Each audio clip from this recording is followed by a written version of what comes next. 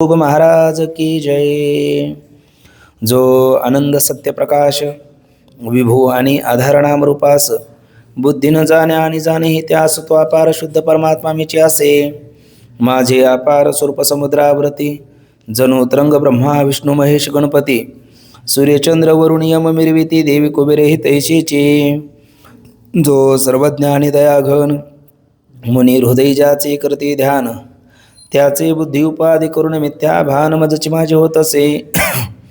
ज्याचे आज्ञाने भासे जगत जसा दोरीवरी सर्प दिसत परी दोईटाईना सर्प जगत ते स्वतंत्र आणि स्वयं ब्रह्ममीचे असे। पुण्य पुरुषी सदैव निष्काम बोध प्राप्ती कारणे भजवा राम तो मीचे आहे आत्माप्त काम तरीन मन कोणा करावे म्या। सुखम नित्यम सुप्रकाशम व्यापकम नाम रूपयो अधिष्ठानं बुद्धिबोध्यं बुद्धिर्दृग्यत्तु निर्मलम् अपारं सर्ववेदान्त वेद्यं प्रत्यक्परं महः तदेवाहं नमतोऽन्यदिति मे निश्चिता मतिः। जयांचे केले स्मरण होय सकळ विद्यांचे अधिकरण तेची वंदू श्रीचरण श्री गुरूंचे ते नमस्कारोनी आता। विचार सागर तरंग 6वा परिच्छेद 64 क्रमांकाचा लक्षणेचे भेद। विचारसागर तरंग 6वा परिच्छेद 64 क्रमांकाचा लक्षणेचे भेद। तर आपण म्हटलो या 6व्या तरंगामध्ये एक प्रामुख्याने जे 3 विषय प्रतिपादन केलेले दिसतात। एक स्वप्नवत जागृती, दुसरं आग्रह त्या सिद्धांताची सिद्धी करण्याकरता आग्रह देवाचं स्वप्न, आणि मग तत्वमसी महावाक्याचा अभिप्रेत असणारा अर्थ। आणि हे तिसरं जे प्रकरण आहे तर ते 58 क्रमांकाच्या परिच्छेदापासून आरंभ झालेले लक्षणेचे प्रकार। तिथे लक्षणेचे 3 प्रकार सांगितले आपल्याला, तेच आता या 58 आणि 64 हे 2 परिच्छेद।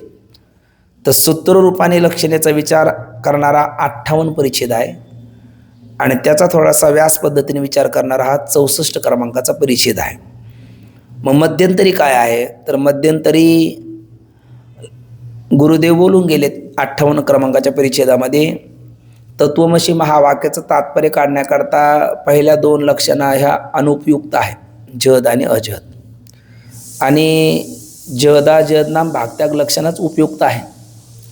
त्यावेळेला शिष्य म्हणाला की मला लक्षणा म्हणजे काय ते पहिले सांगा, मग 2 लक्षणा अनुपयुक्त कशा आणि एक उपयुक्त कशी हे माझ्या लक्षात येईल।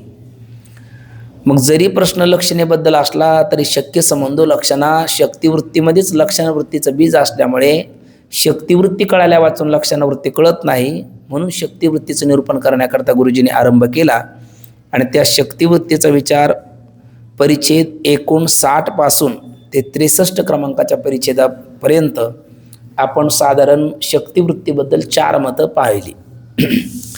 त्यामध्ये एक वेदांत मत, न्यायमत, वैयाकरणाचं मत आणि कुमारिल भट्टांचं मत, अशी शक्तीबद्दल आपण 4 मतं पाहिली। त्यामध्ये पहिलं आपल्याला पद आणि पदार्थ, जसं घटपद आहे आणि कलशरूप तो पदार्थ आहे मातेचं भांड। त्या पद उच्चारल्याच्या नंतर त्या पदाच्या अर्थाचं ज्ञान आपल्याला का होतं तर त्या पदाचा आणि त्या पदार्थाचा काहीतरी संबंध असल्याशिवाय ते ज्ञान होणार नाही। कुठल्याही पदाने कुठल्या पदार्थाचं ज्ञान होत नाही। जे पद उच्चारल्याच्या नंतर ज्या पदार्थाचं ज्ञान होतं त्या पदाचा आणि त्या पदार्थाचा काही ना काही संबंध असला पाहिजे, त्या संबंधालाच वृत्ती असं म्हणतात। आणि त्या वृत्तीमध्ये 2 प्रकार आहे, एक शक्तिवृत्ती आहे आणि दुसरी लक्षणावृत्ती आहे। पदाचा आपल्या अर्थाशी नाम पदार्थाशी जो संबंध आहे त्याला वृत्ती म्हणतात। आणि संबंध मग 2 प्रकारचा आहे, एक साक्षात संबंध आहे आणि दुसरा परंपरा संबंध आहे। साक्षात संबंध असतो तो शक्यार्थाचा आणि परंपरा संबंध असतो तो लक्षार्थाचा। पण शक्यार्थ वाचून लक्षार्थ कळत नाही, म्हणून शक्तिवृत्तीबद्दल निरूपण करत असताना शक्तीबद्दल वेदांताचं मत आहे का त्या पदाच्याच ठिकाणी ते सामर्थ्य आहे त्या पदार्थाचं ज्ञान करून देण्याचं, आणि यालाच त्या सामर्थ्यालाच ते शक्ती असं म्हणतात। पण नाही एक म्हणतात नाही, ते पद उच्चारल्याच्या नंतर त्या अर्थाचं ज्ञान व्हावं, पदार्थाचं ज्ञान व्हावं अशी ईश्वराची इच्छा आहे, त्याला ते शक्ती म्हणतात। पण हे मत खंडित आहे का? कारण इच्छा हा धर्म आहे, ईश्वर हा धर्मी आहे, इच्छारूप धर्म ईश्वरूप धर्मीला सोडून पदाच ठिकाणी राहणार नाही, आणि राहतो म्हणाल तर न्यायमतात तो अन्याय ठरेल. न्यायमत झालं खंडित. पुढे आलं वैयाकरणाचं मत. वैयाकरणे म्हणू लागले पदाचा पद उच्चारल्याच्या नंतर पदाच ठिकाणी असणारं अर्थज्ञानाची जी हेतुता म्हणजे योग्यता त्यालाच ती शक्ती म्हटले. हे बोलणं वेदांतासारखं वरवर पाहता वाटलं, पण स्पष्ट बोध होण्याकरता त्यांना विचारलं तुम्ही सामर्थ्याला शक्ती मानता का? ते म्हटले नाही. मग सामर्थ्याला तुम्ही शक्ती मानत नाही म्हणले नाही. सामर्थ्य शक्ती बलजोर तर एक अर्थवाची लोकप्रसिद्ध विरोध वाचन आधी काही फल भेटणार नाही, पण असू द्या. सामर्थ्याला जर तुम्ही शक्ती मानत नाही तर म्हणजे पदाच ठिकाणी सामर्थ्याचा तुम्ही अभाव मानता याचा अर्थ म्हटले. हो, मग पदाच ठिकाणी सामर्थ्याचा अभाव मानता की पदार्थाच्या ठिकाणी? तर पदाच्या ठिकाणी म्हणाल तर नपुसक मनुष्याचा अमोघवीर्य असं ते हास्यास्पद होईल, कारण सामर्थ्य रहित पद आणि ते पदार्थाचं ज्ञान करून देतं, हे बोलणं उचित ठरणार नाही. पदार्थाच्या ठिकाणी म्हणाल तर ते प्रतिबंधक म्हणे उत्तेजक मनाने तिथे सामर्थ्य सिद्ध झालं. मग सामर्थ्याचा अभाव पदाच्या ठिकाणी सिद्ध होत नाही, पदार्थाच्या ठिकाणी सिद्ध होत नाही. मग हे अर्थज्ञान जनकातूप योग्यताला शक्ती म्हणतात आणि सामर्थ्याला शक्ती मानत नाही. ते जरी शब्द छल वाटला तरी तिथे स्फोटवादाचं एक प्रकारचं खंडन आहे असा विषय पाहून वैयाकरणेही थांबलेत. आणि पुढे आलेत भट्ट. त्यांनी किंचित भेदाभेदरूप तादात्म्य संबंध मानला, पण त्यांना सांगितलं मुलगा पास नापास झाला असं होत नाही, पासच होईल किंवा नापासच होईल. किंवा दुसरं उदाहरण आपण म्हटलो, ज्याचा ज्याच्याशी भेद असतो त्याचा त्याच्याशी अभेद नसतो, ज्याचा ज्याच्याशी अभेद असतो त्याचा त्याच्याशी भेद नसतो. माझा माझ्याशी अभेद आहे, भेद नाही. माझा इतराशी भेद आहे, अभेद नाही. तुम्ही एकाच ठिकाणी भेद अभेद मानता, दोन विरोधी धर्म एका अधिकरणात राहणं संभवनीय नाही. आणि उष्ट्र लकुटिका न्यायाने सांगितलं भेद अभेद पक्षात दोष देताना दोन्ही तुम्ही मानता म्हणून दोन्ही दोष तुमच्यावरच येतात.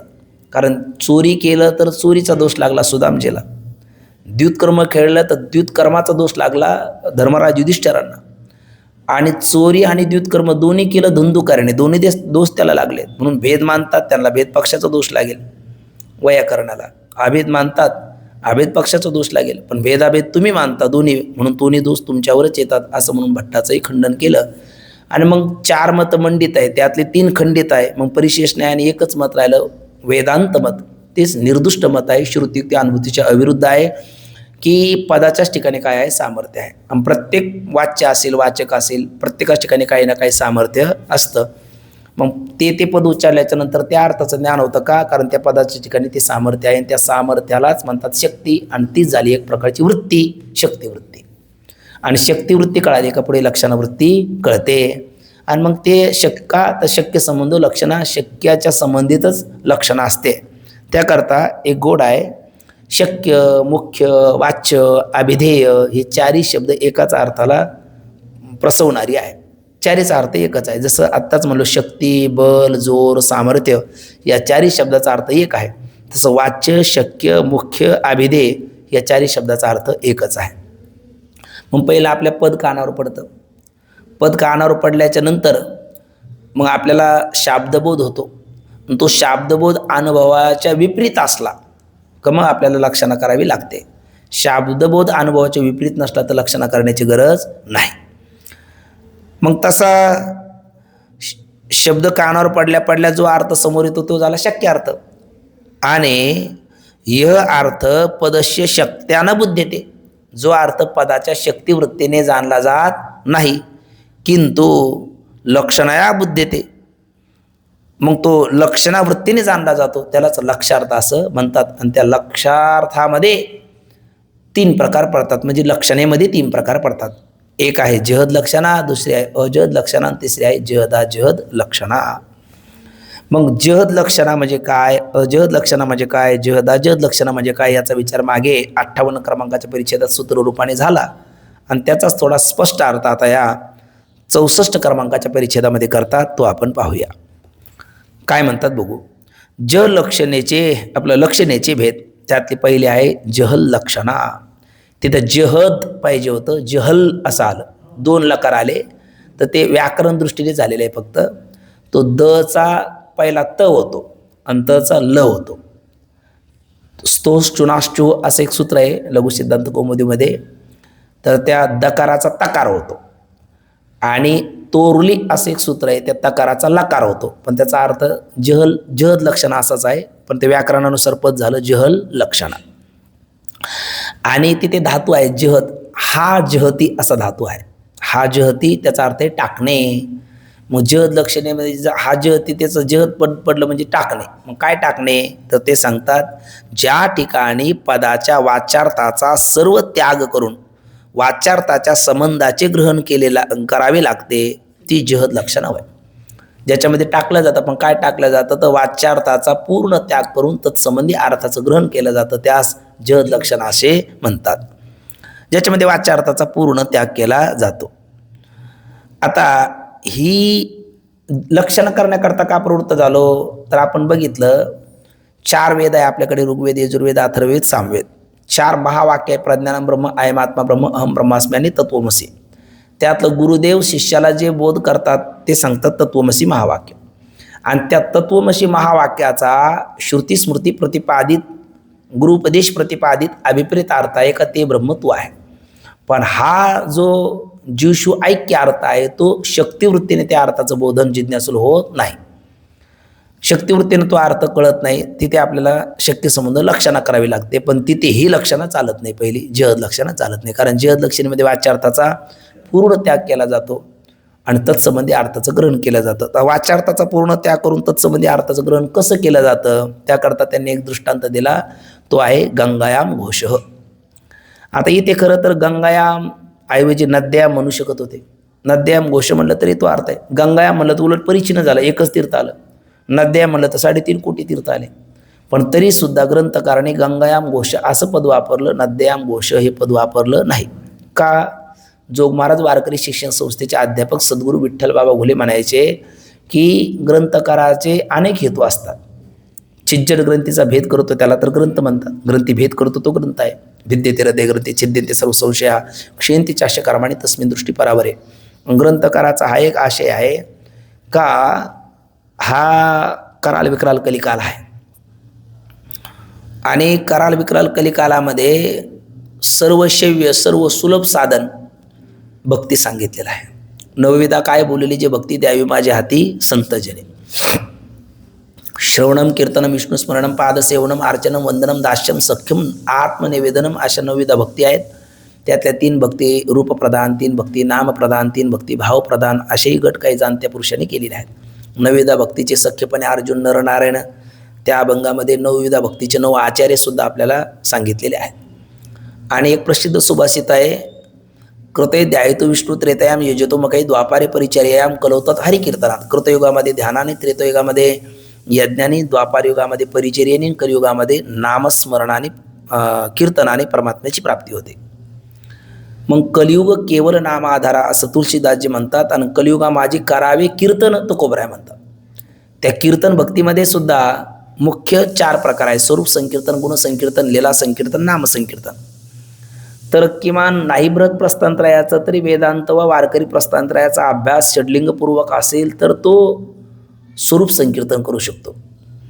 नंतर भगवान परमात्म्याच्या अनंत गुणापैकी किमान षडगुणाचं यथार्थ ज्ञान असेल तर तो गुणसंकीर्तन करू शकतो. गर्गसंहितेचा अभ्यास असेल तर तो लीला संकीर्तन करू शकतो. पण नामाचे चिंतन प्रगट पसारा असाल ते करा, जेथे तेथे नाम संकीर्तन कोणी कुठेही केव्हाही कधी कशाही प्रकारे करू शकतो. त्या नामसंकीर्तनामध्ये काही प्रकार सांगितलेले आहेत. ग्रंथ नामसंकीर्तन, भगवत नामसंकीर्तन, संत नामसंकीर्तन असे वेगवेगळे प्रकार आहेत. भगवत नाम संकीर्तनाचा विधी फलश्रुती संत वाङ्मयातल्या काही प्रसिद्ध वचनात पाहायला भेटतो. हरी हरी तुम्ही म्हणारे सकळ हा विधी आहे आणि त्याने मायाजळ तुटतील ही फलश्रुती आहे. त्याचप्रमाणे संतनाम संकीर्तनाचा विधी आणि फलश्रुती. ज्ञानदेव चतुराक्षरी जप हा करी सर्वज्ञा हा विधी आहे.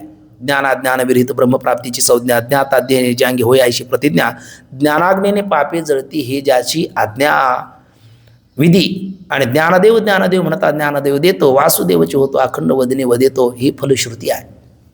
तुकाराम तुकाराम विधी आहे. नाम घेता कापे मग फलश्रुती आहे. संत नाम संकीर्तन, ग्रंथ नाम संकीर्तन, गीता गीता गीता वाचे जे म्हणती विधी आहे. नाही पुनरावृत्ती तयानारा फलश्रुती आहे.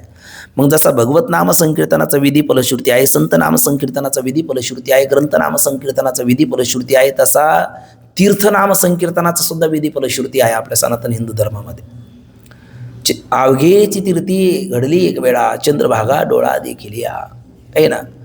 मग इथे विधी फलश्रुतीचे चंद्रभागा नावाच्या इंद्रायणी इंद्र ऋषी पंचक्रोशीयापासून इंद्रायणी मातेचा सुद्धा विधी फलश्रुती आहे. कुशावर्ता करता स्नान, त्याचे वैकुंठी राहणं विधी फलश्रुती आहे. तसा गीता गणद्याम घोष म्हणू शकले असते, पण इथे सुद्धा श्रोता आणि वक्त्याला एक प्रकारचं नामस्मरणाचं सुद्धा पुण्य लागावं गुलेबाबा म्हणायचे. हा भाव ग्रंथकर्त्याच्या अंतकरणात असल्यामुळे नद्याम घोष असा प्रयोग न करताना त्यांनी गंगायाम घोष असा प्रयोग केला. का? कारण गंगा वाचे म्हणता गंगा गंगा सकल दोष जाती भंगा, असं त्याला नामसंकीर्तनाचं पुण्यही लागावं हा एक भाव असल्यामुळे गंगायाम घोष असा शब्द प्रयोग केला. बरं ठीक आहे. मग गंगायाम म्हणता असताना तिचं नाव गंगा, ही गंगा कोण कुठली? मुळात तर ती मृत्यू लोकातली नाही, तर ही गंगा मुळात सत्य लोकातली किंवा वैकुंठातली दोन्ही आपण ऐकून आहोत. भगवान परमात्म्याच्या ब्रह्मदेवाच्या कमंडलूतून किंवा भगवान विष्णूच्या चरणकमलातून जिचा जन्म झाला अशी असणारी गंगा, ती या धरातलावरती आली, ती सहजासहजी आलेली नाही. त्याच्याकरता अगाध प्रचंड आणि दीर्घकाळ प्रयत्न करावे लागले. कालेन परिप्रचंती कृषी गर्भादयो यथा या न्यायाने. कारण राजा सगर त्याचे 60,000 पुत्र आणि राजसूयज्ञ करायचा, अश्वमेध यज्ञ करायचा, त्याच्याकरता अश्वही सोडला. पण यांचा यज्ञ पूर्ण झाला तर आपल्या राजगादीला धोका म्हणून इंद्राने सगराचे 60,000 पुत्र मागून येण्या अगोदर कपिल ऋषीच्या आश्रमामध्ये तो अश्व नेऊन बांधला. ते मुलं आदवा तद्वा बोलले, कपिल ऋषीची समाधी भंग झाली, त्यांनी शाप दिला, ती जळून राग झाली. आणि आता यांचा उद्धार, त्यांना सद्गती प्राप्त होण्याकरता काय करावं? कारण दोष तुमचाही नाही, दोष पुत्राचाही नाही, हा सगळा गैरसमज इंद्रामुळे झाला. बरं, इंद्राचाही दोष नाही, त्याला त्याच्या गादीमुळे त्याने केलं. आता यांना किमान सद्गती प्राप्त होण्याकरता काय करावं? म्हणले गंगेमध्ये यांच्या अस्थी विसर्जित झाल्या तर यांना सद्गती प्राप्त होईल. मग गंगेला धरातलावरती आणण्याकरता दिलीप, अंशुमान म्हणजे सगर, दिलीप, अंशुमान हे गेलेत आणि चौथ्या पिढीला यश आलं तो भगीरथ. त्याने भगीरथ प्रयत्न केला, पण ती गंगेनं सांगितलं बाबा माझा वेग कोण धारण करेल? कारण मी जर पाताळात निघून गेले तर तुझं परमप्रयोजन तडीला जाणार नाही. मग भगवान शंकराला प्रार्थना केली. शंकराच्या जटेत ती धारण झाली, पण आता ती जटेतून ती खाली उतरेना. भोले बाबाही तिला काही जा म्हणे ना. म्हटले ज्याच्याकरता आलं ते परमप्रयोजन पुन्हा दूर राहिलं. मग तिला सांगितलं बाबा का, मग ते नारदाचं सहकार्य घेतलं. नारदाने माता पार्वतीला सांगितलं काना मागून आली तिखट झाली तुमची सवत. म्हणले असं कसं? मग सांगितलं प्रकरण. मग गंगा गौरी दोघी भांडवी संभ्याशी धाडलेले वनारे त्या प्रसंगात मैया खाली आल्यात. पण त्यांनी सांगितलं काय खालाला दावे पाणी आम्हाला रस्ता. मग भगीरथ रथ खाता उच्छिन्न य जलप्रवाह स गंगा अशी व्याख्या केली आहे. भगीरथाची रथाची चाकोरी आणि त्यातून गंगा प्रवाहित झाली. पण मध्यंतरी पुन्हा जन्नू ऋषीचा आश्रम लागला, त्यांनी मध्येच प्राशन करून घेतली. पण जन्नू ऋषीला सांगितलं बाबा याच्याकरता आमच्या 4 पिढ्या गेल्या आणि तुम्ही आहे त्या पेठावर रेगोटे आमच्या यांचं काय? मग त्यांनी पुन्हा जंगा फाडून दिली, म्हणून तिचं नाव एक जान्हवी पडलं. आणि मग इकडे उद्धार झाला. तिचं एक नाव काय गोदावरी पडलं, कारण गोवध हरी येते गोदावरी. ते गोदावरी असं तिचं एक नाव आहे. त्याचं कारण आपले गौतम ऋषी सांगतात. ब्रह्मगिरीला गौतम ऋषी त्या ऋषीला जगवण्याकरता दुष्काळाच्या काळात सकाळी साडी टाकाव्या, दुपारी काढाव्या. एक दिवस ती गोमाता त्यात गेल्याच्या नंतर ऋषीचं काय म्हणून ते हाकायला गेले, ते फांदे मोडायला आणि कावळा ओढायला असं म्हणतो आपण, तसा योगायोग झाला. ती गोमाता गेली आणि ते काय परश्रीगमन, ब्रह्महत्या, सोरापानम, गोहत्या हे 5 आणि हे 4 आणि त्यांचा सहवास करणारा 5 असे 5 महापातकी म्हटलेले आहेत. एक महापाप यातून मुक्त होण्याकरता काय करावं? म्हणजे गाईला उठवावं. कशी उठेल? म्हणजे ते गंगा मातेत सामर्थ्य आहे. गंगा कुठे? शंकराच्या जटेत आहे. मग शंकराच्या जटेत तिथे ब्रह्मगिरीवर ते जटा आपटल्या भगवान शंकराचे आणि गोमाताच्या वधाच्या पातकातून ते मुक्त झाले, म्हणून तिचं नाव गोदावरी आहे. मग गोदावर्याम घोष म्हणा किंवा गंगायाम घोष म्हणा. पण व्याकरणदृष्ट्या हा प्रथम विभक्ती कर्त्याची असते, द्वितीय विभक्ती कर्माची असते, तृतीय विभक्ती करणाची असते, चतुर्थी विभक्ती संप्रदानाची, पंचमी विभक्ती आपादानाची, षष्ठी विभक्ती संबंधाची जशी असते तशी सप्तमी विभक्ती अधिकरणाची असते. आणि सप्तमी विभक्तीचा अर्थ असतो आत, मध्ये, ठाई, विषयी. म्हणजे किंवा वर, म्हणजे गंगेत, गंगेवर, गंगेमध्ये, गंगायाम पदाचा अर्थ. तर गंगेतही वाडा राहणार नाही, गंगेवरही राहणार नाही, गंगेमध्येही राहणार नाही. आणि वक्ता तर बोलतो, मग तिथे काय करावं लागेल? जहद लक्षणा. गंगेच्या प्रवाहा वाहत्या पाण्यावर शब्द कळाला, अर्थही कळाला, पण अनुभवला नाही जुळला. कारण वाहत्या प्रवाहावर गवळ्याचा वाडा राहणं शक्य नाही. मग त्या प्रवाह या अर्थाचा आपण त्याग केला आणि तत्संबंधी असणाऱ्या तीर अर्थाचं ग्रहण केलं. आता एक जण त्या कृती प्रभाकरमध्ये बोललेत, अहो तुम्ही असं कसं म्हणता, गंगेच्या संबंधी काय तीरच आहे का? गंगेत राहणारे जे जलचर मासे आहे, खेकडे आहे, सर्प आहे, ते सुद्धा गंगेच्या संबंधितच आहे. काही गवत आहे, ते पाण्यात राहणारं कमळ आहेत, गंगेवर प्रवाहावर चालणारा नौका आहेत, हे सगळेच गंगेच्या संबंधित आहे. मग तुम्ही तीरच कसं ग्रहण केलं? म्हणजे वक्त्याचं तात्पर्य आम्ही जाणलं. वक्त्याचं तात्पर्य गंगेच्या कोणत्या संबंधीचा स्वीकार केला म्हणजे निघतं. जलचर घेतलं, कमळ घेतलं, नौका घेतलं का ते तात्पर्य त्याच्या राहूच शकत नाही. गवळ्याचा वाडा त्यांच्यावर कसा राहील? आणि तीर अर्थ घेतला मग तीरावर गवळ्याचा वाडा राहू शकतो. म्हणजे वक्त्याचं तात्पर्य अर्थाचं ग्रहण करत असताना आपल्याला इथं जहद लक्षणं करावी लागली. त्यात वाच्यार्थाचा म्हणजे त्या प्रवाह अर्थाचा आपण पूर्ण त्याग केला. प्रवाह संबंधी वक्त्याला तात्पर्य इच्छित असणारा अर्थ तीर घेतला, तिरेवर गवळ्याचा वाडा घेतला, अर्थ आपल्या अनुभवाला जुळाला. ही झाली जहद लक्षणा. पण ही जहद लक्षणा तत्वमसी महावाक्याचं तात्पर्य काढण्याच्या उपयोगाची नाही. का? कारण तत्वमसी महावाक्यामध्ये तत्पद, तोमपद आणि आशीपद असे 3 पद आहे. तत् म्हणजे ते, तोम म्हणजे तू, आशी म्हणजे आहेस, असा ते तू आहे असा याचा एक सरळ सरळ अर्थ आहे. पण तत्पदाचे 2 अर्थ आहे, वाच्यार्थ आणि लक्षार्थ, आणि तोमपदाचे 2 अर्थ आहे, वाच्यार्थ आणि लक्षार्थ. तत्पदाचा वाच्यार्थ आहे ईश्वर चैतन्य, लक्षार्थ आहे ब्रह्मचैतन्य. तोमपदाचा वाच्यार्थ आहे जीव चैतन्य, लक्षार्थ आहे कूटस्थ चैतन्य. आता इथे वाच्यार्थामध्ये तर ऐक्य होणं संभवनीय नाही. का बरं? हे जहद लक्षणं करावी लागते म्हणजे वाच्यार्थाचा पूर्ण त्याग करावा लागतो. मग तत्पदाचा वाच्यार्थ कोण म्हटलं आपण? जीव चैतन्य, आपलं ईश्वर चैतन्य. तर ईश्वर चैतन्य म्हणजे मायाबिंब वशुकृत्यात आमच्या सर्वज्ञेश्वरा. 4थ्या तरंगामध्ये आपल्याला व्याख्या केली. व्यापक ब्रह्मचैतन्य, त्याच्या आश्रयाने असणारी शुद्ध सत्व होती माया, मायामध्ये पडलेलं ब्रह्मचैतन्याचं प्रतिबिंब, त्याला म्हणतात ईश्वर चैतन्य. जीव चैतन्य काय? चैतन्य यदा अधिष्ठान लिंग देहश्च पुन्हा चिच्छा लिंग देह असतात तत्संगू जीव उच्यते. त्याची व्याख्या 4थ्या तरंगात गेली. कुटस्थ चैतन्य, त्याच्या आश्रयाने असणारं अविद्या, वेष्टी, अज्ञान, अंतकरण, बुद्धी आणि त्याच्यामध्ये पडलेलं कुटस्थ चैतन्याचं प्रतिबिंब, त्याला म्हणतात जीव चैतन्य. ते जीव खरं जीवदशा त्या चेदाभासात जरी असली तर चेदाभास पडला कोणात म्हटलं का बुद्धीकडे यावं लागतं, पडला कोणाचं म्हटलं तर कुटस्थाकडे जावं लागतं. म्हणजे जसं उदक अंगणी धान्य झाल्याकडे पाक एका विने एका कामा नाही, तसं या 3 आल्याशिवाय जीव चैतन्य किंवा ईश्वर चैतन्याची सिद्धी होत नाही. म्हणजे वाच्यार्थामध्ये जीव चैतन्य आणि ईश्वर चैतन्य तत्वम पदाचा वाच्यार्थ जर घेतला आपण, तर वाच्यार्थाचा पूर्ण त्याग केला तर अधिष्ठान कुटस्थ आणि ब्रह्माचा सुद्धा त्याग होईल. मग आपण ऐक्य करू कोणाचं? ऐक्य करायला आपल्याला खाली काही राहणार नाही. म्हणून जहद लक्षणं करून चालत नाही. बरं, वाच्यार्थ सहित आणखी काय अर्थ? बरोबर आहे, जहद लक्षणं करता येत नाही. कारण वाच्यार्थाचं म्हणजे कुटस्थ ब्रह्मचैतन्याचा पूर्ण त्याग केल्याच्या नंतर खाली ऐक्य करण्याकरताच राहत नाही, म्हणून जहद लक्षणं चालत नाही. पण जहद लक्षणात तत्वमसी महावाक्याचं तात्पर्य काढण्याकरता चालत नाही. अवांतर वाक्यात चालू शकते की नाही? तर अवांतर वाक्यामध्ये होऊ शकते. अवांतर वाक्य आहे एक उदाहरण म्हणून सर्वं खलु इदं ब्रह्म. तर त्याचा थोडासा अन्वय करायचा. सर्वं पदाचा इदम पदाशी, खलु पदाचा ब्रह्मपदाशी. हे संस्कृत विचारसागरमध्ये त्याने गोड दिला भाव. सर्वं पदाचा इदम पदाशी अन्वय करायचा. इदम शब्दोदिदम जगत. इदम पदाचा अर्थ आहे हे सर्व दृश्यमान असणारं जगत, सर्व जगत. सर्व पदाचा इदम पदाशी अन्वय केला तर इदम म्हणजे कोण? जगत. आणि सर्व जगत म्हणजे दिसणारं सर्व दृष्ट असणारं जगत. आणि खलु पदाचा अर्थ होतो संपूर्ण, आणि त्याचा अन्वय करायचा ब्रह्माशी. खलु ब्रह्म म्हणजे संपूर्ण ब्रह्म. म्हणजे हे सर्व जगत काय आहे? संपूर्ण ब्रह्म आहे. पूर्ण असणारं ब्रह्म हे सर्व जगत आहे असा त्याचा अर्थ झाला. पूर्ण असणारं ब्रह्म, ओम पूर्णमदा पूर्णमिदम असं जे ब्रह्म आहे तेच हे संपूर्ण जगत आहे. पण जगत कसं आहे? असं जड दुःख रूप. ब्रह्म कसं आहे? सच्चिद आनंद रूप. आणि मग हे सर्व जगत संपूर्ण ब्रह्म कसं होईल? परिच्छिन्न जगत पूर्ण ब्रह्म कसं होईल?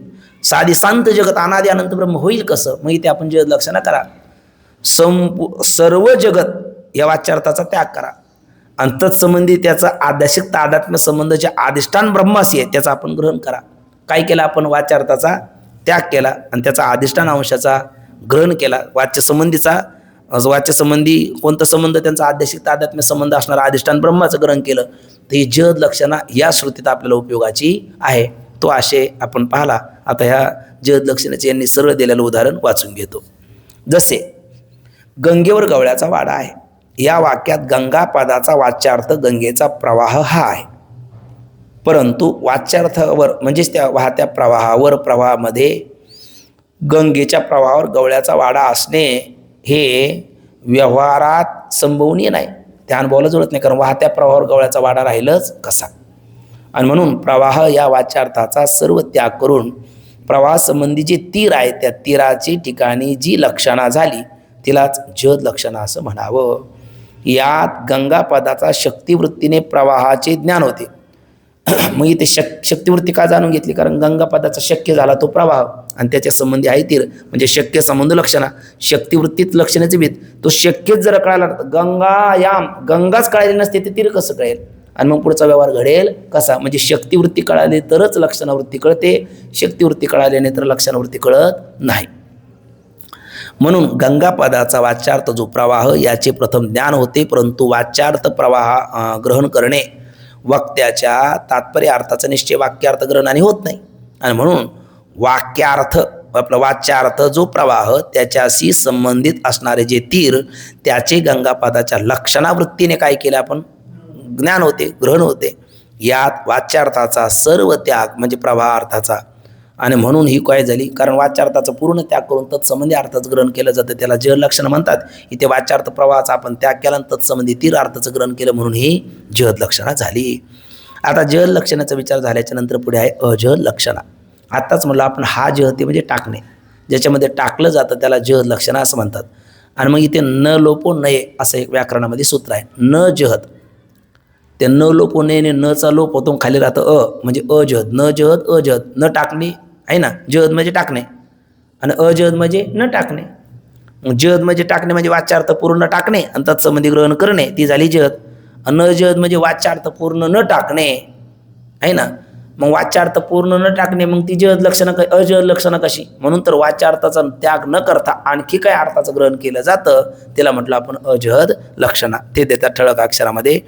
वाच्यार्थसहित वाच्याच्या संबंधाचे ज्या पदाने ज्ञान होते त्या शब्दाचे त्या पदाचे ठिकाणी अजड लक्षणं समजावी. वाच्यार्थाचं तर ज्ञान होतं, पण त्याच्या संबंधित आणखी काय अर्थाचं ज्ञान होतं त्याला अजड लक्षणं असं म्हणतात. जसं व्यवहारात आपण मागे इकडे ते शर्ट घाला टोपी घाला याचे उदाहरण व्यावहारिक पाहिले होते, तसं इथं आपण तिथे वाच्यार्थाचा त्याग करून तत्संबंधी अर्थाचं ग्रहण करतो. तसं इथे अजड लक्षणेमध्ये जलम आनय वक्ता बोलून गेला.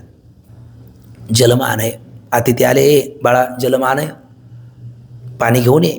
तर पाणी घेऊन ये म्हणताना पाण्यासोबत काहीतरी पात्र आणल्याशिवाय पाणी आणता येत नाही. मग पाण्यासहित आणखी काय अर्थाचं ग्रहण त्याने केलं, म्हणून वाच्यार्थाचा जल वाच्यार्थ अर्थाचा त्याग न करताना तत्संबंधी पात्राचं ग्रहण केलं. चहा आणि म्हणताना वाच्य चहाचा त्याग न करता तत्संबंधी आणखी कप बसी वगैरे या पात्राचं सुद्धा ग्रहण केलं, म्हणून व्यवहारात सुद्धा ही अजड लक्षणं केली जाते. वाच्यार्थाचा पूर्ण त्याग न करता तत्संबंधी अर्थाचं ग्रहण करणं.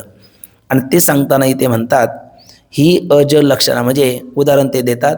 इथं दिलेलं उदाहरण त्यांनी शोण धावते. शोण शब्दाचा अर्थ आहे तांबडा वर्ण, रंग, कलर.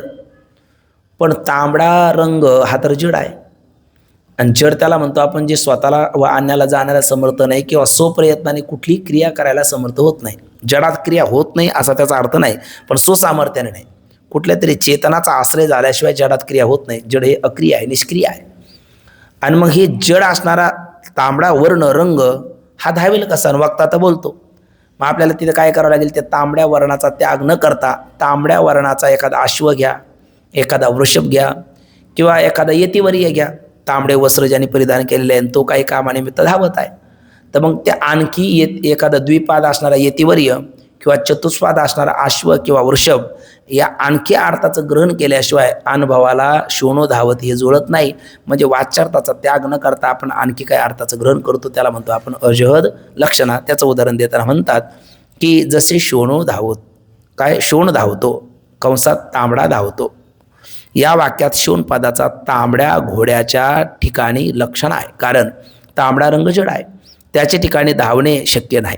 म्हणून तांबड्या रंगाचा संबंध घोडा किंवा बैल यांचेही तांबड्या रंगाबरोबर आपल्याला ग्रहण करणे आवश्यक आहे, कारण सचेतन आहे ते आणि तांबडा वर्ण अचेतन आहे. अचेतनामध्ये क्रिया सचेतनाच्या साह्याशिवाय होऊ शकत नाही, म्हणून तो अचेतन असणारा तांबडा वर्ग सचेतन वृषभ वा बैल यांच्या ठिकाणी त्याचा अध्यार करूनच मग धावण्याची क्रिया घडू शकते. म्हणून आणखी काय अर्थाचं ग्रहण आपल्याला करावं लागलं. म्हणून म्हणतात वाच्यार्थ रक्तगुणाचा त्याग न करता, वाच्यार्थ संबंधित तो चतुष्पाद म्हटलं आपण, अश्व किंवा वृषभ किंवा द्विपद असणारा एखादा यती यांचे ग्रहण आहे आणि म्हणून ही अजल लक्षणा आहेत. वाच्यार्थाचा त्याग न करता आणखी काय अर्थाचं ग्रहण. आणि मग याचे काही शास्त्रीय उदाहरण वृत्तीप्रभाकर नावाच्या ग्रंथांमध्ये दिलेली आहेत. तर ती उदाहरणं आहेत, एक आहे काय उदाहरण दिलेले बघा, छत्रिणो यांती, पावसाचा काळ आहे, बाळा सायंकाळ झाले बघ बघू रस्त्यावर कोणी आहे का, तर तो म्हणला छत्रिणो यांती, छत्रीधारक जात आहेत. तर छत्रिणो यांती म्हणा, छत्री जड आहे त्याच्या ठिकाणी क्रिया होणार नाही, तर छत्रीधारक आणखी काय पुरुष त्यांचं तर ग्रहण आहेच, पण प्रवासावर रोडवर नुसती छत्रीच नाही. जसं आपल्याकडे मागं गेलं आळंदी देवाची आळंदी आजही आपण म्हणतो. मग आळंदी देवाची आळंदी अर्थात देव तर राहतात, देवतुल्य साधू संत महापुरुष राहतात, पण मग इतर कोणी राहत नाही असा त्याचा अर्थ नाही. पण त्या आणखीचं सुद्धा ग्रहण त्यामध्ये आलेलंच आहे. पण बहुलतेने कोण आहे तर देव किंवा देवतुल्य साधक वृंद या ठिकाणी आहेत. तसं छत्रिणो यांती म्हणताना छत्रीसहित आपल्याला छत्रीधारक किंवा अन्याचंही ग्रहण करावं लागतं. दुसरं उदाहरण त्यांनी दिलं, जेवायला बसलो होतो आपण आणि जेवायला बसलं, एकच पात्रची जागा आहे आणि 10-12 डोकून पाहतात, 4-5 जण आपल्याला बसू द्यावं. मग ते सगळे म्हणायला लागले, आता कोणाला एकाला बसू दिलं तर इतराला राग येईल. आणि तेवढ्यात एक काठी टेकत व्यक्ती आला आणि मग त्या आतून घरदाण्याने सांगितलं एस टी प्रवेश आहे, त्या काठीला मध्ये येऊ द्या. आता जड काठी कशी येईल, पण काठीसहित काठी धारण करणारा म्हातारा आणि बाकी सगळे शांत झालेत. अरे म्हातारा व्यक्ती, त्यांना अगोदर जेवू द्या, आपण तरुण आहे कधीही जेवू शकतो. पण एस टी प्रवेश आहे म्हणताना एस टी सहित म्हणजे जड असणाऱ्या एस टी काठी सहित काठी धारण करणारच आपण ग्रहण केलं, ही अजड लक्षणाच आहे. त्याचप्रमाणे काकेबोध दधिरक्षताम त्यावेळेला आपण पाहिलं, दद्युपघातकत्व नुसतं कावळ्याच्याच ठिकाणी आहे, कागाच्याच ठिकाणी आहे असं नाही, तर ती मार्जार बिडाल मांजर असेल किंवा श्वान असेल, ज्यांच्या ठिकाणी दद्युपघातकत्व आहे त्यांचं आपल्याला ग्रहण करावं लागतं. त्याच्यानंतर त्यांनी आणखी काही उदाहरण दिलेत. मंचा कृशंती, गावातून खेड्यापाड्यातून आजही जाताना एखाद्या रानातून फार मोठा हाईक असा आवाज येतो, गोपनगुंड्याचा आवाज येतो आणि म्हणतो वाह काय गोड मंचा कृशंती, मंच काय छान ओरडतो. मंचना माचोळा, ते पाखरं राखण्याकरता गेलेला एक चबुतरावरचा लाकडी, पण तो ओरडणं शक्य नाही, पण त्या मंचासोबत मंचावरचा असणारा व्यक्तीचं सुद्धा आपल्याला ग्रहण करावं लागतं. आणि त्याच्या पुढचं एक उदाहरण त्यांनी दिलं, चुल्ली ज्वलती, खूपच चलती. आता मला वाटतंय बरं का,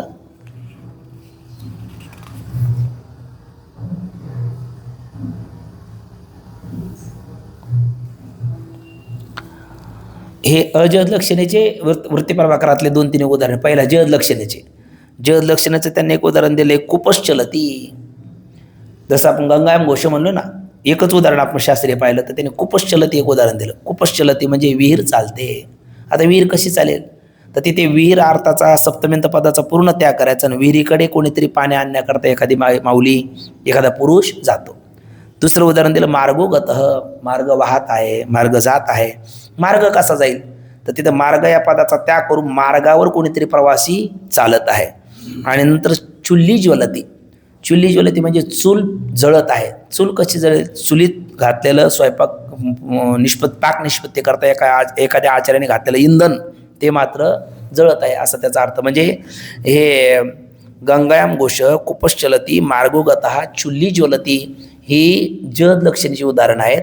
आणि आत्ता म्हटलं आपण काकेबुद्ध दधिरक्षेत्राम यष्टी प्रवेश आहे किंवा छत्रिणो यांती, मंचहा कृशंती हे मात्र अजद लक्षणीचे उदाहरण आहे, ज्याच्यामध्ये वाच्यार्थासहित आणखी काय अर्थाचं आपल्याला ग्रहण करावं लागतं. आता प्रश्न हा आहे का ही लक्षणात तत्वमसी महावाक्याचं तात्पर्य काढण्याकरता अनुपयुक्त कशी, कारण 58 परिच्छेदामध्ये बोलले ना, पहिल्या 2 लक्षणा अनुपयुक्त आहे. इथं नाही त्यांनी विस्तार केला, संस्कृत विचारसागरामध्ये याचा विषय त्यांनी दिला. तर ते म्हटले की जशी अजहद लक्षणा तत्वमसी महावाक्याचं तात्पर्य काढण्याकरता अनुपयुक्त आहे, तशी अजहद लक्षणासुद्धा तत्वमसी महावाक्याचं तात्पर्य काढण्याकरता अनुपयुक्त आहे, उपयोगाची नाही. का बरे? मुळात लक्षणा आपल्याला का करायची, आपल्याला शाब्दबोध होत नाही का झालेला शाब्दबोध अनुभवाला जुळत नाही? उत्तर आहे झालेला शाब्दबोध अनुभवाला जुळत नाही. तत्वमसी ते ब्रह्म तू आहे, हे लक्षणेने घेतलेला अर्थ आहे. पण इथे जर अजद लक्षणेने आपण अर्थ घेतला तर अजद लक्षणेमध्ये वाच्यार्थाचा त्याग न करता आणखी काय अर्थाचं ग्रहण केलं जातं? मग ते तू आहेस याचं वाच्य कोण? तो ईश्वर तू असणारा जीव आहेस. मग तो ईश्वर तू असणारा जीव आहे असं म्हणल्याच्या नंतर हा अर्थ अनुभवाला जुळत नाही. कारण ईश्वर सर्वज्ञ सर्वशक्तिमान सर्वतंत्र स्वतंत्र आहे, जीव अल्पज्ञ अल्पशक्तिमान परतंत्र आहे. तो ईश्वर मी असणारा जीव होऊच कसा शकेल? आणि वक्ता तर बोलतो. याचा अर्थ आपण इथे जर अजद लक्षणा केली तर वाच्याअंशामधला कुठल्याच भागाचा त्याग केला जाणार नाही. आणखी काय अर्थाचं ग्रहण करायचं तर जीव आणि ईश्वर बाजूला केल्याच्या नंतर आणखी खाली कोण राहिलं? जगत राहिलं. आणि जगत कसं आहे? असज्जर दुःखरूप आहे. आणि असज्जर दुःखरूप जगाचं ग्रहण करून काय पदरी पडणार आहे? आतापर्यंत पडली रूढी जगापरी चार चालविती व्यवहार सत्य म्हणून या जगाताला ग्रहण केल्यामुळे तर 84चा फेरात जीव पडलेला आहे. तुका म्हणे फिरे भोंडीने दमजिरे किंवा चुकलिया वर्म फेरा पडे. हे जे पुनरपी जननम पुनरपी मरणम पुनरपी जननी जठरे शयनम या असज्जर दुःखरूप जगताचं किंवा देह आणि देह संबंधी आणि समष्टी जगत व्यष्टी समष्टीचं ग्रहण केल्यामुळेच तर हा सगळा अनर्थ घडला. आणि त्याचंच पुन्हा आणखी ग्रहण करून काय होणार? म्हणजे आणखी काय अर्थाचं ग्रहण करायचं म्हणलं तर आणखी अर्थ खाली राहिलं असज्जर दुःखरूप जगत, आणि ते ग्रहण करून पुरुषार्थ सिद्धी होणार नाही. प्रयोजन मानुदिशन मंदपी प्रवर्तते. दुसरं असं की लक्षण कशा करता करायचे? आपल्याला विरोध परिहार होण्याकरता. म्हणजे जीवामध्ये आणि परमात्म्यामध्ये जो विरोध आपल्याला प्रतीला येऊ लागला तो विरोध परिहार होण्याकरता लक्षणा करायची. जद लक्षणमध्ये विरोध परिहार न होता विरोध तसाच राहतो, म्हणजे खुंटा जागेवरच राहील असं म्हणण्यासारखं. म्हणून अजद लक्षणाचा उपयोग नाही. पण अजद लक्षणेचा महावाक्याचं तात्पर्य काढण्यामध्ये उपयोग नाही, कुठेच नाही असं नाही. मग कुठे आहे तर आपण 3 श्रुती पाहिल्या होत्या. एक आहे सदैव सौम्य इदमाग्रे आसीत, दुसरे आनंद विद्वान ब्रह्म, आणि तिसरे आहे सच्चित सुखात्मकम ब्रह्म. सदैव सौम्य इदमाग्रे आसीत इथे सांगितलं हे सौम्य याज्ञवल्क्य महामुनी आपला पुत्र श्वेतकेतू यांचं आपण ऐकलं असेल, जगदीश शास्त्री हरिपाडा बोलले. म्हणजे नाही चैतन्य महाराज ऐकलं मी काल, खूपच गोड बोलले. म्हणजे हरिमुखे म्हणा पुण्याची गणना कोण करी. 2 वेळेला का सांगतात? एका वेळेला सांगून काम भागलं असतं, 2 वेळेला माऊली का सांगतात? ते म्हणले जरा स्पष्ट बोलूच का? श्रोते म्हटले हो बोला. ते म्हणले आपण 1 वेळा सांगून ऐकणारातले नाही म्हणून माऊली 2 वेळेला सांगतात. आपलं तर जाऊ द्या. मग त्यांनी श्वेतकेतूचं उदाहरण दिलं. गुरुच्या आश्रमात 12 वर्षे राहून आल्याच्या नंतर त्या मुलाला 9 वेळेला सांगतात त्यांचे पिताश्री याज्ञवल्क्य मुनी हे सौम्य सदैव इदमाग्रे आसीत. म्हणजे त्याला जर 9 वेळेला सांगावं लागतं ज्यांनी पहिले 12 वर्ष अध्ययन केलेलं आहे. आपण काय केलं म्हणून आपल्याला 1 वेळेला सांगून कळेल, म्हणून माऊली 2 वेळेला सांगतात. आणि तीच दुरुक्ती नाथबाबा सुद्धा हरिमुखे गाता हरपली चिंता त्यानं मागवता जन्म घेणे तिथं ध्रुपात हरिबोला नाहीतरी अबोला व्यर्थ गलबला करू नका, ते सुद्धा दुरुक्ती वापरतात. हे कशा करता बोलत होतं ही? म्हणजे तत्वमसी महावाक्याचं जे तात्पर्य आपल्याला जाणून घे, तिथे जरी उपयोग नसला तर सदैव सौम्य इदमाग्रे आसीत या श्रुतीमध्ये आपल्याला त्याचा उपयोगिता आहे. सदैव सौम्य इदमाग्रे आसीत, हे सौम्य इदमाग्रे सदैव आसीत. इदम शब्दोदितम जगत, ही सृष्टी उत्पत्तीची पूर्वी एक सत्तत्वच होतं. सच्चेत न बाध्य त्रिकाल बाध्यत्वम सत्यत्वम, मग सत्तत्वच होतं अशी ही श्रुती सांगते. दुसरी आनंद विद्वान ब्रह्म हे आनंदरूप आहे अशी श्रुती सांगते. आणि तिसरी अवेद्यत्व सती अपरोक्ष रूपत्वम स्वयंप्रकाशत्वम असं पंचदशीमध्ये ब्रह्माचं वर्णन केलं आहे. किंवा अलुप्त प्रकाश त्याला स्वयंप्रकाश म्हणतो, किंवा काय अन्यान प्रकाश स्वेन प्रकाशती अन्यान भासेती स्वेन भासेती साधन विना, अन्यान भासेती स्वेन भासेती साधन विना ती स्वयंप्रकाशा. मग आता एका श्रुतीमध्ये ब्रह्म आनंदरूप सांगितलं, दुसऱ्या श्रुतीमध्ये ब्रह्म सद्रूप सांगितलं, तिसऱ्या श्रुतीमध्ये ब्रह्म चिद्रूप सांगितलं. पण आनंद सांगितलं तर ते सच्चिद्रूप नाही का? चिद्रूप सांगितलं तर ते सदानंद रूप नाही का? आणि सद्रूप सांगितलं तर ते चिदानंद रूप नाही का? आहेच आहे. मग अशा वेळेला या अवांतर केवळ ब्रह्माचं वर्णन करणारी श्रुती आहे ना, मग अशा या अवांतर श्रुतीमध्ये जिथं सतचं वर्णन केलं तिथं चिद आनंदाचं ग्रहण करावं, जिथं चितचं वर्णन केलं तिथं सद आनंदाचं ग्रहण करावं, जिथे आनंदाचं वर्णन केलं तर तिथे सच्चितचं ग्रहण करावं. आणखी काय अर्थाचं ग्रहण म्हणजे तिथे वाच्यार्थाचा त्याग न करता आणखी काय अर्थाचं ग्रहण करावं अशी जर अजद लक्षण असेल तर या श्रुतीमध्ये आपल्याला त्या अजद लक्षणेचाही उपयोग आहे. पण तत्वमसी महावाक्याचं तात्पर्य काढण्यामध्ये जद वा अजद लक्षणाचा उपयोग नाही. मग कोणते आहे तर जद अजद नाम भागत्याग लक्षणाचा उपयोग आहे. आणि भागत्याग लक्षणा म्हणजे काय ते सांगताना बोलतात जहदा जद अथवा भागत्याग लक्षणा. ती काय तर जेव्हा पदाच्या वाच्यार्थातील काही भाग ग्रहण करून काही भाग त्याग केला जातो तेव्हा जी लक्षणा होते तिला जहद अजहद किंवा भाग त्याग लक्षणा म्हणतात. आता जहद अजहद जहद शब्दाचा अर्थ टाकणे आणि अजहद म्हणजे न टाकणे असं म्हणले. त्यालाच म्हणले भाग त्याग म्हणजे काही भागाचा त्याग. काही भागाचा त्याग आहे म्हणजे काही भागाचा त्याग नाही आहे. काही भागाचा अत्याग आहे म्हणजे काही भागाचा कंसात स्वीकार आहे. म्हणजे विरोधी भागाचा त्याग आहे आणि अविरोधी भागाचा स्वीकार आहे. त्याला म्हणतात जहद अजहद. म्हणजे विरोधी भाग असेल त्याचा त्याग करावा, अविरोधी भाग असेल त्याचा स्वीकार करावा. त्याला जहद अजहद नाम भागत्याग लक्षण असं म्हणतात. त्याचं उदाहरण आपण व्यवहारातले 2-3 पाहिले होते. ज्या वेळेला आपण केळी शेंगा खा म्हणतो त्यावेळेला आपण टरपलाचा त्याग करून आतल्या घराचं ग्रहण करतो. ज्या वेळेला आंबा खा म्हणतो त्यावेळेला आपण आत बाहेरचं टाकून मधलं घेतो. ज्या वेळेला आपण ते बोरं खा म्हणतो त्यावेळेला आपण मधलं टाकून बाहेरचं घेतो. अशा पद्धतीने आपण विरोधी भागाचा त्याग करून अविरोधी भागाचं ग्रहण व्यवहारामध्ये सुद्धा करतो. म्हणजे व्यवहारामध्ये सुद्धा आपण भागत्याग लक्षणा करतो. आणि इथे आपल्याला तत्वमसी महावाक्यामध्ये भागत्याग लक्षणाने हे ऐक्य कसं संभवतं तर तत्वमसी महावाक्याचा लक्षार्थ आहे ते ब्रह्मत्व आहे. पण मग ते ब्रह्मत्व आहे ज्या जीवाला साधकाला गुरुदेव सांगतात तो साधक म्हणू लागला ते ब्रह्म मी आहे. म्हणजे ब्रह्म शब्दाचा अर्थ वाच्यार्थ ईश्वर आहे. ब्रह्म शब्दाचा लक्षार्थ म्हटलं तर ब्रह्म आहे. म्हणजे तत्पदाचा वाच्यार्थ ईश्वर आहे, लक्षार्थ ब्रह्म आहे. मग तो जर ईश्वर मी आहे असं म्हणलं तर माझ्या विठोबाची पद जो अभिलाषी पातकाच्या राशी तुका म्हणे किंवा मी ब्रह्मायशे सांगत असे लोका विषयाच्या सुखा टोकून या असं म्हटलेलं आहे काही ठिकाणी. किंवा ते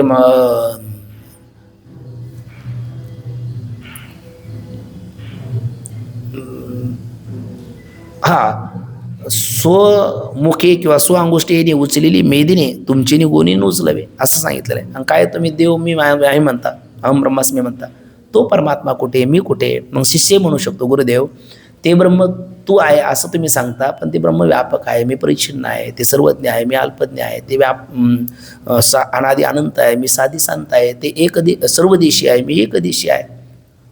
त्याचं माझं ऐक्य होईल कसं कारण लक्षण साम्यात एकत्व सिद्धी. मग जद लक्षणा करावी तर पूर्णच अधिष्ठानाचाही त्याग होईल. अजद लक्षणा करावी तर विरोध परिहार होणार नाही. मग गुरुदेव त्याला सांगतील तू जद नाम भागत्याग लक्षणा कर. आणि परमात्म्याच्या ठिकाणी सर्वज्ञ सर्व शक्तिमत्व स्वतंत्रत्व प्रतीतील येतं. तुला स्वतःच ठिकाणी अल्पज्ञ अल्पशक्तिमत्व परतंत्रत्व प्रतीतील येतं. पण सांग बघू तू म्हणजे कोण. तो म्हणतो अहम मी जीव अहम देवस्मी. आणि तो म्हणजे कोण तो परमात्मा आहे, तो जगत करता आहे, जगत स्रष्टा आहे, जगत नियंता आहे.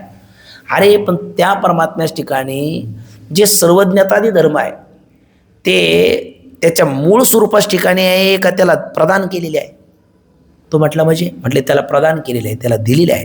कोणी दिले त्याची जी भार्या किंवा माता पती जन्माला माझी उदरी आहे ना आणि मी झाले तयाची नवरी म्हटलं का भार्या आणि जन्माला उदरी म्हटलं का माता. अशी ती ईश्वराची सिद्धी करणारी जी माया आहे शुद्ध सत्व ती मायेने त्याला ते दिलेले आहे. आणि तुला तुझ्या ठिकाणी अल्पज्ञात धर्म मलिन सत्व ती अविद्येने दिले. मग त्याच्या ठिकाणी ती सर्वज्ञता मुळात आहे का मायाकृत आहे. सर्वज्ञता ते धर्म मायाकृत आहे आणि तुझ्या ठिकाणी अल्पज्ञात ते धर्म मूळचे आहे का अविद्याकृत आहे. अविद्याकृत आहे. मग अविद्या आणि अविद्याचं कार्य अल्पज्ञात ते धर्म तिकडे माया आणि मायाचं कार्य ईश्वराच्या ठिकाणी असणारे सर्वज्ञता ते धर्म. मुळात ज्या दोघीमुळे हा भ्रमनिवृत्त झाला त्या दोघीचाच त्याग केला तर माया त्यागली तिकडे ईश्वराच्या ठिकाणची, अविद्या त्यागली जीवाच्या ठिकाणची. तर माया त्यागल्यामुळे कारणाशात कारणाशा निमित्त अपाय नैमित्ती कशी अपाय या नियमाने माया त्यागली का मायाकृत सर्वज्ञता ती त्यागली जाते. अविद्या त्यागली तर अविद्याकृत अल्पज्ञता ती त्यागली जाईल. मग तिकडे माया आणि मायाकृत सर्वज्ञता इकडले अविद्या अविद्याकृत अल्पज्ञता आधी त्यागले तर खाली उर्वरित कोण राहील?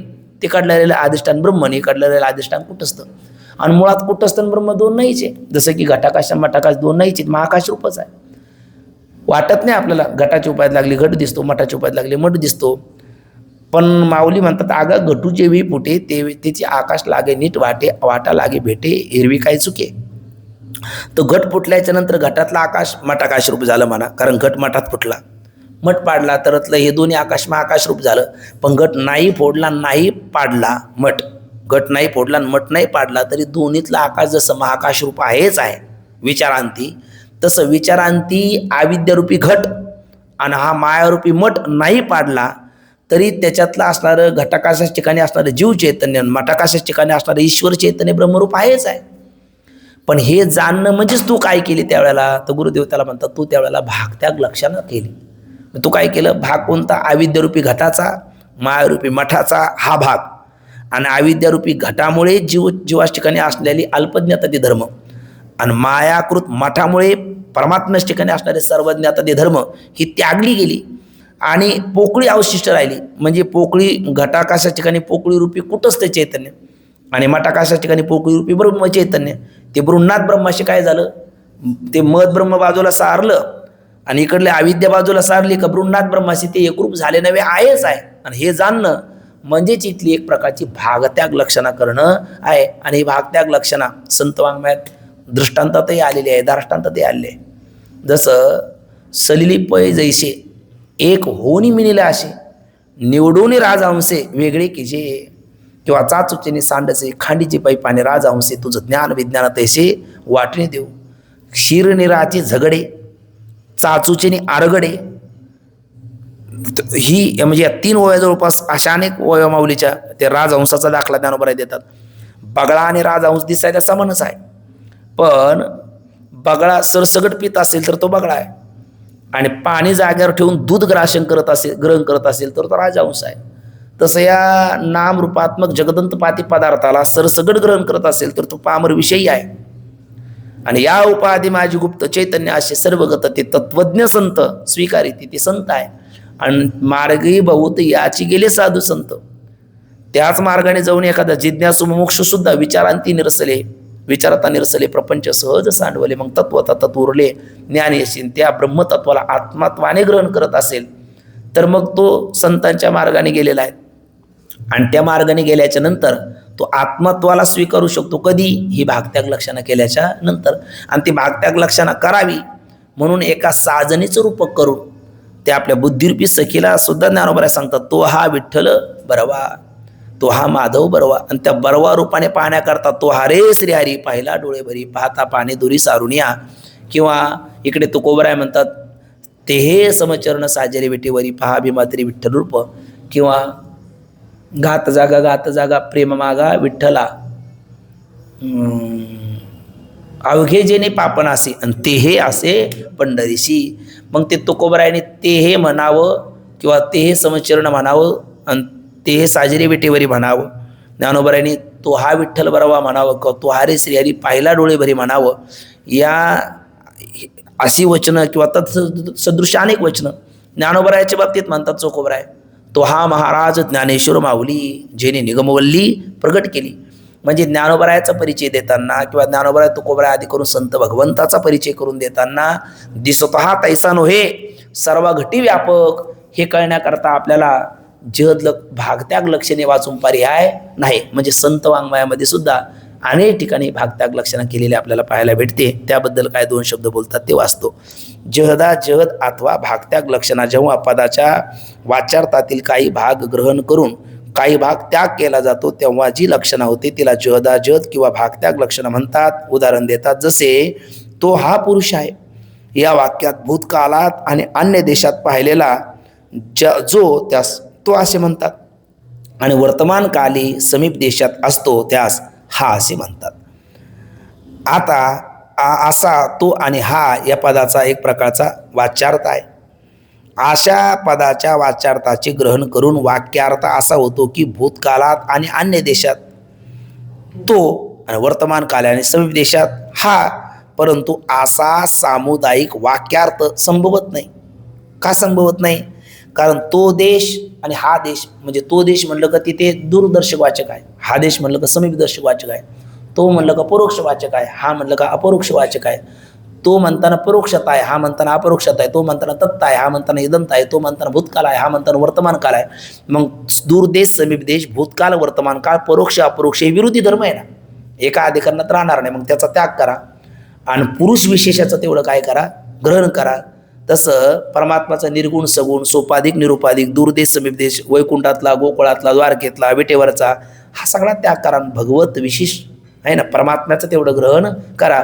ही जद लक्षणं आपल्याला जशी त्या संत वाङ्मयामध्ये किंवा या स्वयंदेवदत्त या उदाहरणामध्ये, तसंच माया अविद्या तत्कृत असणारे सर्वज्ञता अल्पज्ञता ते धर्माचा त्याग करावा आणि अधिष्ठान कुटस्थ ब्रह्माचं, कुटस्थ रूप ब्रह्म किंवा ब्रह्मरूप कुटस्थाचं आत्मत्वाने साधकाने ग्रहण करावं. कारण भूतकाल आणि अन्य देश, वर्तमान काल आणि समीप देश यांचा विरोध आहे. म्हणून दोन्ही पदाच्या ठिकाणी, तो आणि हा या दोन्ही पदाच्या ठिकाणी देशकाल एवढा वाच्य भाग त्याग करून वाच्यार्थापैकी पुरुष भागाचा, वाच्य भाग, देशकाल हा सुद्धा वाच्य भागाच आहे त्यातला, पण त्या विरोधी असल्यामुळे त्याचा काय करावा, त्याग करावा.